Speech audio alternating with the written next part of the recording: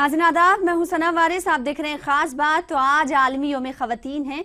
सबसे पहले हम बात करेंगे ख़वातीन की जद्दोजहद और कामयाबियों की।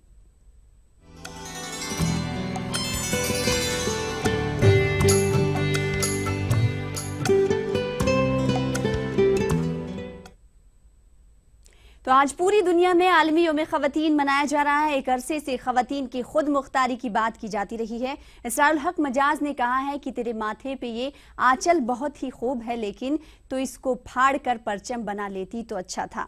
आज की ख़वातीन पहले ज़माने की ख़वातीन से कई मानों में अलग हैं। इसमें कोई शक नहीं कि ख़वातीन पर मजालिम का सिलसिला जारी है, मगर कई ख़वातीन का अज़्म ये है कि ज़िंदगी तूने बहुत रक्स कराया है मुझे, अब ये हसरत है कि मैं तुझको नचा कर देखूं।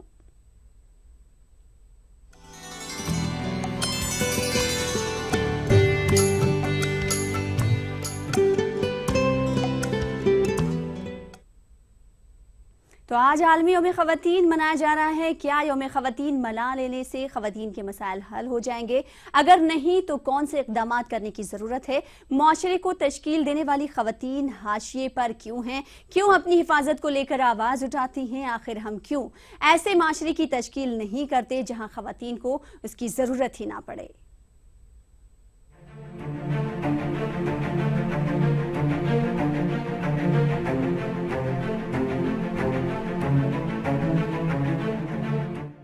मैं एक बेटी, बीवी और माँ हूँ। मेरे कांधे पर मुआशरे की कई जिम्मेदारियां हैं, जिसे मैं बखूबी निभाने की कोशिश करती हूँ। ये कोशिश मैंने पैदा होने से कब्ल ही शुरू की थी, क्योंकि मुझे इस खूबसूरत सी दुनिया को और भी खूबसूरत बनाना था। उस वक्त मैं कहा करती थी, ऐ इंसान मान जा मत मार मुझे, जान ले पहचान ले और मान ले।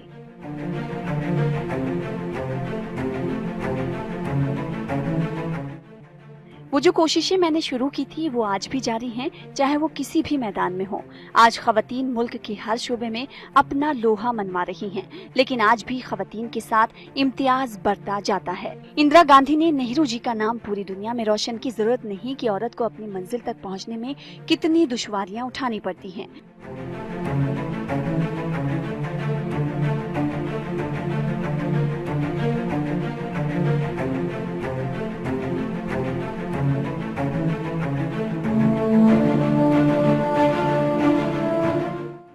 ख्वाह वो माशरे के जरिए की जा रही तनकीद हो या अपनों के जरिए, ख़वातीन ख्वाबों के पंख लगाकर आज़ाद आसमान में उड़ना चाहती हैं, लेकिन उनके पंख काट दिए जाते हैं। वो उस दर्द को सहती हैं जिसे इस्मत-दरी कहा जाता है। हालांकि हमारे मुल्क में कानून तो बनाए गए, लेकिन क्या इस कानून पर अमलावरी की जा रही है? एक तरफ औरत के लिए कहा गया है कि वजूद जन से है तस्वीर कायनात में रंग, और एक जानिब इस रंग को बेरंग भी किया जा रहा है। Bureau report, ETV news.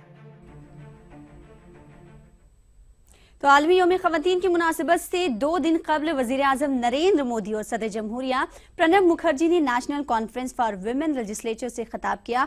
इस मौके पर दोनों ने ख़वातीन को बाख्तियार बनाने पर जोर दिया। सदर जमहूरिया ने अपनी तकरीर में ख़वातीन के लिए रिजर्वेशन को लाजमी करार दिया, तो वज़ीर आज़म ने अपनी तकरीर में ख़वातीन के रिजर्वेशन के हवाले से कोई जिक्र नहीं किया।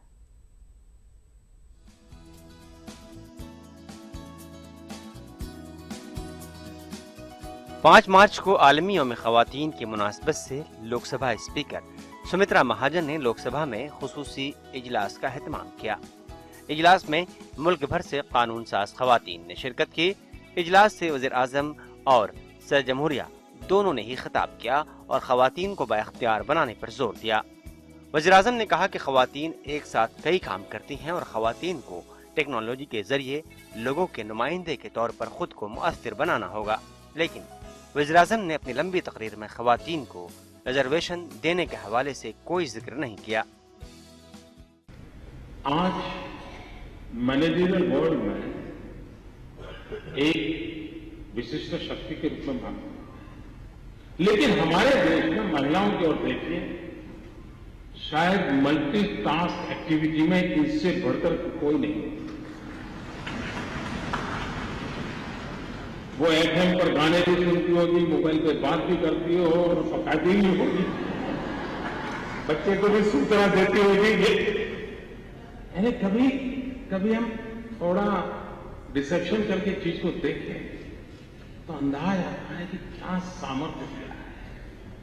वहीं सदर जमहूरिया ने कानून साज खवातीन से खिताब करते हुए कहा कि अवामी इदारों और सरकारी इदारों में खवातीन को नुमाइंदगी दिए बगैर उन्हें बाख्तियार नहीं बनाया जा सकता।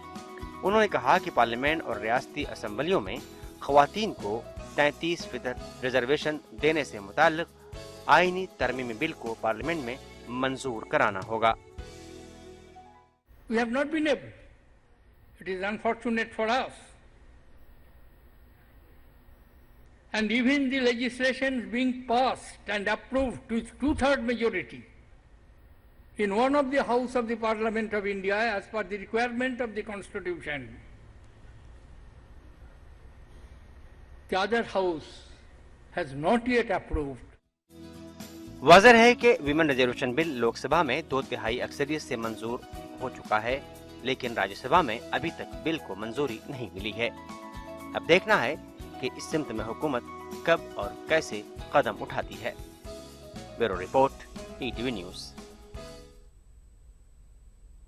मारूफ सहाफी मीना शर्मा को सदर जमहूरिया प्रणब मुखर्जी ने नारी शक्ति अवार्ड से नवाजा है।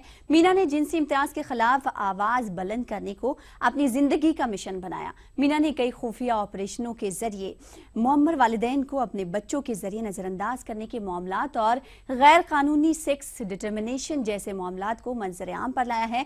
मीना इस वक्त ईटीवी न्यूज नेटवर्क हेड के साथ बतौर एग्जीक्यूटिव एडिटर काम कर रही हैं। से इस तरह का अगर पुरस्कार मिलता है तो काम करने की रफ्तार बढ़ती है। जो आपका लक्ष्य है उस पर आप ज़्यादा तेज़ी से आगे बढ़ते हैं। तो जो मेरे दिल के करीब विषय है, मेरा हमेशा से मानना रहा है कि महिला मुद्दे आधी आबादी कहते हैं हम, उसके बाद भी महिला मुद्दे हमेशा पीछे रहते हैं, तो उनको थोड़ी प्राथमिकता मिले। बतौर मीडिया हमारी जिम्मेदारी है कि हम उस विषय को थोड़ा सा जगह आगे दें। तो खबरों का सिलसिला और खास बात का सिलसिला जारी रहेगा। यौम खवातीन के ताल्लुक से खबरें भी आपको और दिखाएंगे। फिलहाल रुकेंगे छोटे से ब्रेक के लिए। ब्रेक के बाद जल्द हाजिर होंगे।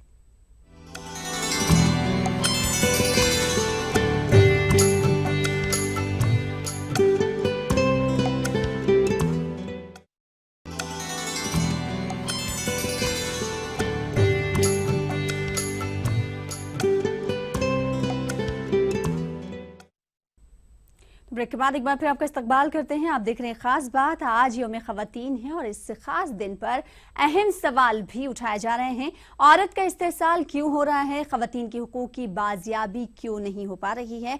औरतों के खिलाफ जराइम क्यों बढ़ रहे हैं? और औरत को बाजार की जीनत क्यों बनाया जा रहा है? पेश है इस सिलसिले में तारिक कमर की ये रिपोर्ट।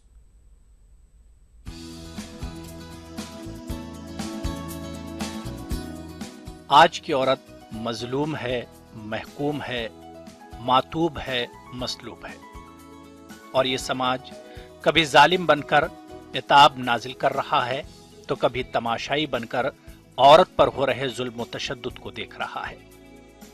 जुल्म चहार दीवारी में भी हो रहा है और चहार दीवारी से बाहर भी। आवाजें कल भी उठ रही थीं, आज भी उठ रही हैं, लेकिन अरबाब सियासत कल भी खामोश तमाशाई थे और आज भी तमाशा देख रहे हैं। मसावात और बराबरी की बात करने वाले लोगों ने ही औरत को उसके हुकूक से महरूम करके सिर्फ माशरे ही में नहीं बल्कि जिंदगी के हाशिए पर पहुंचा दिया है। और ये जो अंतर्राष्ट्रीय महिला दिवस है, इसको सबसे बड़ी बात इसको डाइल्यूट करने के लिए अब ये फादर्स डे, मदर्स डे की तरह कार्ड तक सीमित करने की बाजार कोशिश कर रहा है। क्योंकि ज़्यादातर गरीबों को योजनाएं नहीं पता कि उनके लिए क्या है, तो वही उनके लिए उनको नहीं जब पता तो कैसे बेचारे अपनी आवाज़ उठा पाएंगे।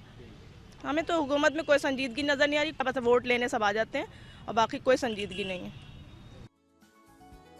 अहम सवाल ये भी है कि सूरत हाल के लिए बड़े पैमाने पर कौन जिम्मेदार है? क्या सिर्फ मर्दों को फौकियत देने वाले समाज पर यह ठीकरा फोड़ा जा सकता है? सिर्फ अहले सियासत और हुकूमत को जिम्मेदार ठहराकर फर्ज अदा किया जा सकता है? या फिर खवातीन को भी इस तज़हीक आमेज सूरत हाल के लिए मौरद इल्जाम ठहराया जा सकता है? अफसोसनाक पहलू यह भी है कि मुस्लिम मुआशरे में भी खवातीन को वो मकाम नहीं मिल पा रहा है जो इस्लामी शरीयत और तालीमात के हिसाब से मिलना चाहिए था। और हम अपने मुल्क से ये चाहते हैं कि जो भी रिजर्वेशन की बात उठाता है वो सबसे पहले सिर्फ औरतों की रिजर्वेशन की बात करे और औरतों की तालीम और शिक्षा और उनकी सुरक्षा की 100% उसके वादे करे और उसको पूरा करे। आई थिंक थाना हो या पुलिस हो, कहीं पर भी लड़कियां होती हैं वो अपने FIR लिखवाने के लिए डरती हैं पुलिस से, और वो लोग भी ज़्यादा सपोर्ट नहीं करते हैं। तो मैं ये चाहूँगी कि पुलिस वालों को हम लोगों को सहयोग करना चाहिए। दावे और वादे बहुत बड़े बड़े हैं, लेकिन सुनवाई कहीं नहीं। यहाँ ये बात भी अहम है कि साल में सिर्फ एक दिन जमा होकर औरत मुखालिफ माहौल और निजाम पर नारेबाजी करके क्या इस सूरत हाल को तब्दील किया जा सकता है? शायद नहीं। जरूरत सेमिनारों की नहीं, बल्कि इन अमली तहरीकात की है जो नतीजा खेज हों। बड़े बड़े AC हॉल में बैठकर दानिश्वरी तो पेश की जा सकती है, लेकिन हुकूक की बाजियाबी के लिए अमली तहरीक के जरिए ही पहुंचा जा सकता है। तारिक कमर, ETV न्यूज, लखनऊ। तो खास बात का सिलसिला जारी रहेगा, रुकेंगे एक और ब्रेक के लिए।